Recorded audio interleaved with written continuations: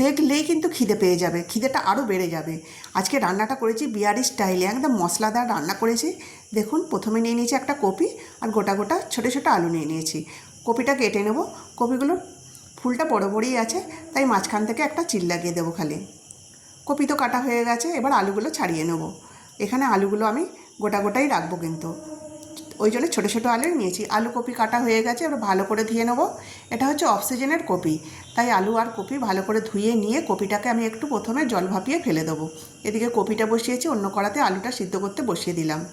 দুটো কড়াই দুটো রান্না হচ্ছে, একটু লবণ দিয়ে দেবো। কপিটা যে ভাপানো হয়ে গেছে ছেঁকে নিলাম। কড়াইতে সর্ষের তেল দিয়ে প্রথমে কপিটা লাল লাল করে ভাজবো, তারপরে আলুটাও ভেজে নেব। ওই কড়াইতে ফোড়ন দেবো জিরে, শুকনো লঙ্কা, তেজপাতা আর দুটো এলাচ। ফোড়নটা দিয়ে কেটে রাখা পেঁয়াজ দেবো, তাতে দিয়ে দেবো টমেটো কুচি, দুটো কাঁচা লঙ্কা, আদা রসুনের পেস্ট, জিরে, ধনে গুঁড়ো, কাশ্মীরি লঙ্কাটা অবশ্যই দিতে হবে, আর এমনি প্লেন লঙ্কা গুঁড়োটাও দিতে হবে, আর হলুদ, আর পরিমাণ মতো লবণ।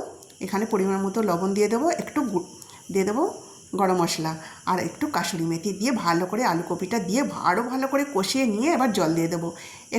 খুব বেশি জল দেওয়ার দরকার নেই।